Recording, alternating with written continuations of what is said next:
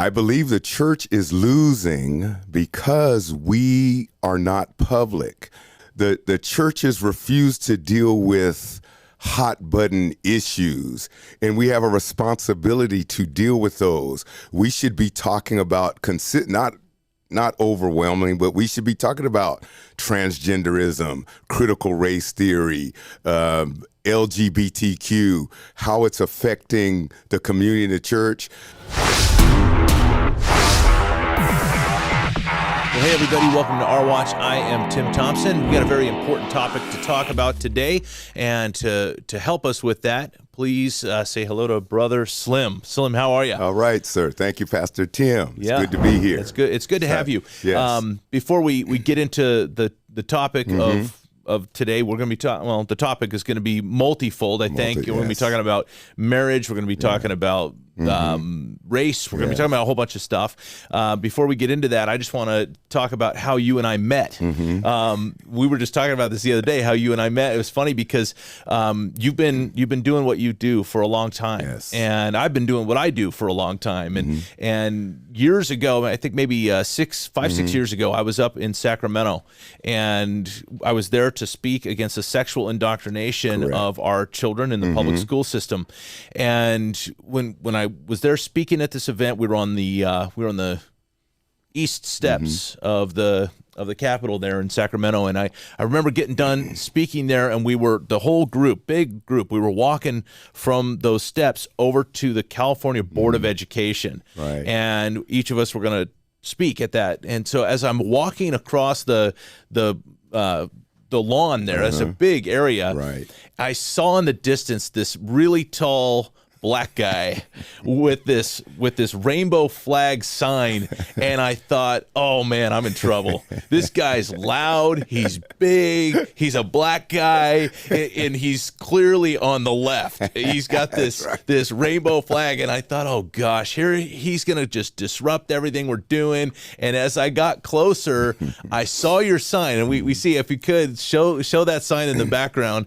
There's that sign of critical, well, no, there's the critical race theory, but if you look on the left there, there's that sign. That's the sign that you had.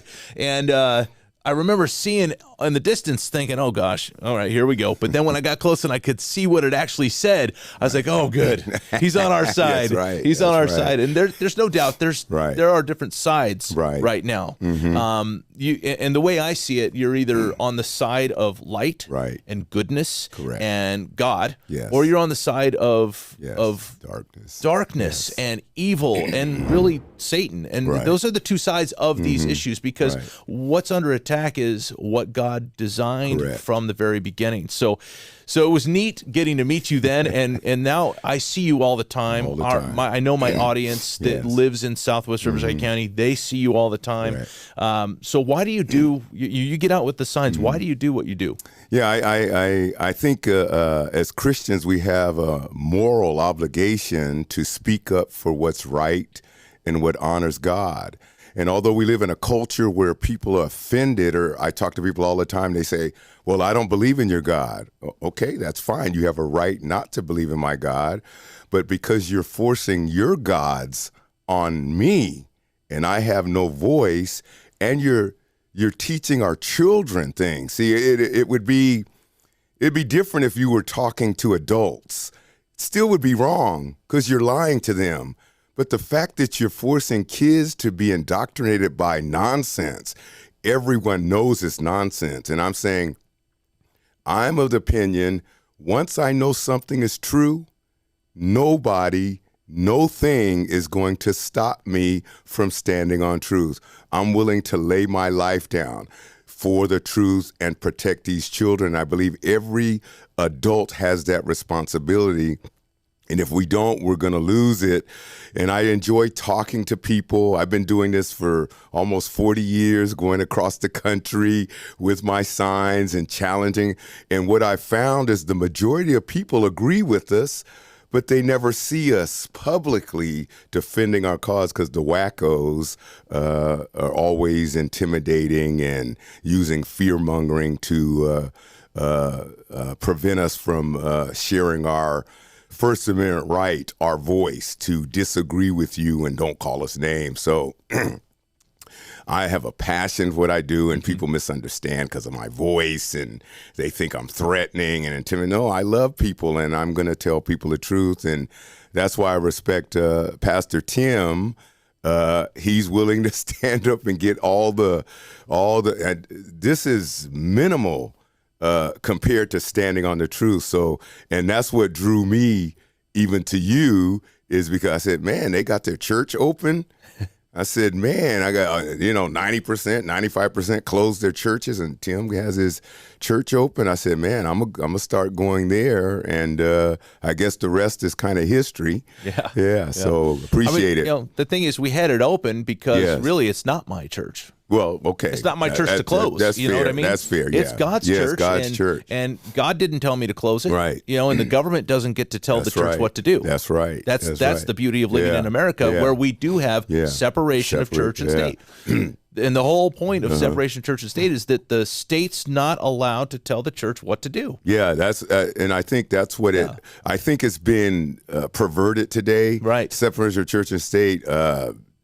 Thomas Jefferson wrote that after he became, that was after the Constitution and the Declaration of Independence. So it's to keep the government out of, it's not saying Christians aren't supposed to get involved and talk about, because otherwise you couldn't talk about the moral issues of the day if Christians couldn't speak. And that's what the left keeps doing, is redefining terms and forcing us. And I've said, hey, what if we go to church and die of COVID? If it's when we die of COVID, well, we're going to be with Jesus. Right. So why are we shutting the church, especially Easter and Christmas? Why are we shutting down then? Right. I mean, I'm not afraid to die. I mean, I don't want to die, but I'm not afraid to die. Right. So yes, it's a misrepresentation, which seems to be the norm today. So keep fighting the good fight. Yeah, well, I appreciate that. Yeah, no, it's a misrepresentation of a letter that Thomas Jefferson wrote to a seminary. That's what it was. Yes. But the point was keeping the church open because it's God's church. It's God's church, and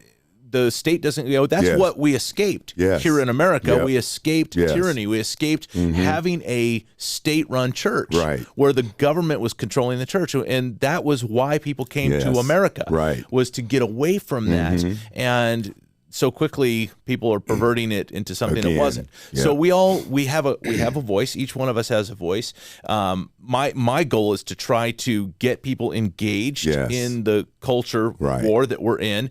And politics is downstream from culture. And what is culture downstream from? Well, it's downstream from church. It's downstream from entertainment. It's downstream from public education. So what is going to be the main thing that affects our culture? And I think it should be the church. And we've failed in that area. And so we're trying to re-engage people in the public square, and everybody has a role, and they're all different. And that's why we have you on the program today, because your role in this is different than mine. And you're out doing what you do, and God has called you to it clearly. You're out there all the time. So what is it that you hope to accomplish by being out there, sharing your signs, getting people to honk, getting people on board with what you're doing? What are you trying to accomplish? Yeah, that's and it's my opinion, and people have disagreed with me about my stuff, but I believe the church is losing because we are not public. I believe the church does a lot of great things, because people misunderstand me. The church does a lot of, pastors have difficult jobs, the ministries, they have difficult jobs. They're doing a lot of great things. That's not necessarily the problem. The problem is the churches refuse to deal with hot button issues, and we have a responsibility to deal with those. We should be talking about not overwhelming, but we should be talking about transgenderism, critical race theory, LGBTQ, how it's affecting the community and the church, because this is going to empower the kids. And I get 80% of positive feedback. People honk their horns, thank you. Parents will roll their windows down, and the kids will wave at me, give me thumbs up. I'm saying, I'm doing it for you, for the children. And if we were more public, I believe the church does 90% of what it does is private. Yeah. And the 10% that they do public is what the culture has demanded. You can only talk about you can feed the homeless. You can give gift cards to people. You can take somebody out to lunch. You can buy this or buy that, pay somebody's bill.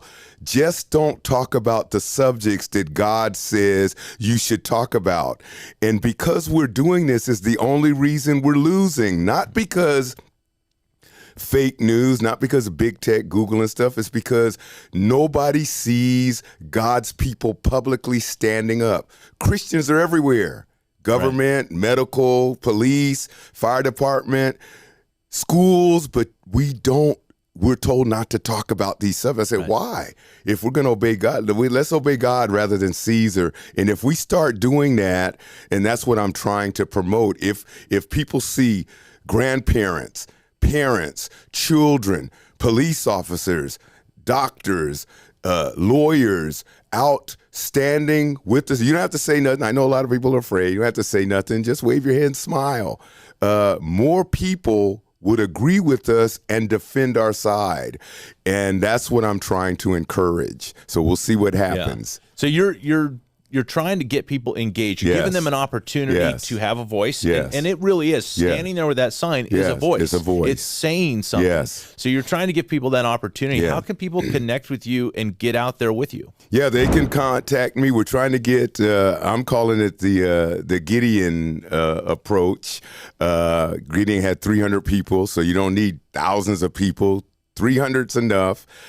To contact me at the CVS projects with an S, it doesn't have an S on it, with an S, at gmail.com. We're trying to get people to stand for about 2 hours with a sign. That'll be your message. With a buddy, so you don't have to be afraid. 2 hours once a week for 8 weeks, 40 days. 8 weeks, once a week, to stand up and be a voice for what we believe in. The left is always telling everybody what the church thinks.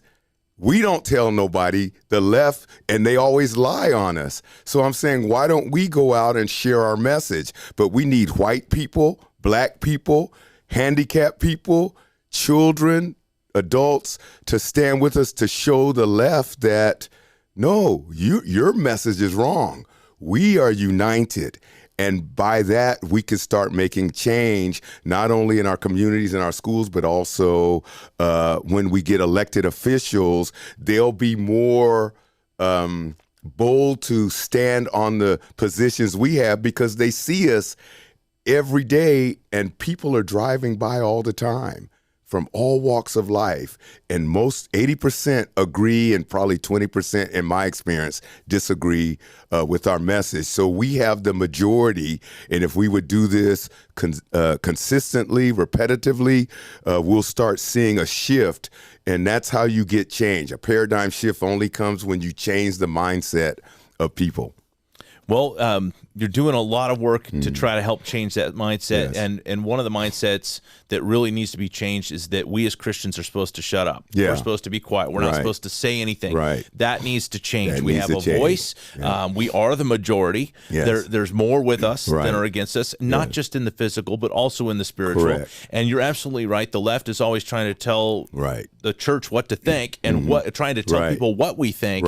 And what they end up doing is painting us with several labels. And I want to talk more about those labels, specifically when it comes to the critical race theory that is rooted not just in race, but it's also, we see that there's a gender ideology that's intersectional with that. So I want to talk to you more about that. But that's all the time we have for this program. But so we're gonna cut this short. But I'm gonna have you back. We're gonna talk about the issues of critical race theory. Thank you. So Slim, thank you so much for joining us today.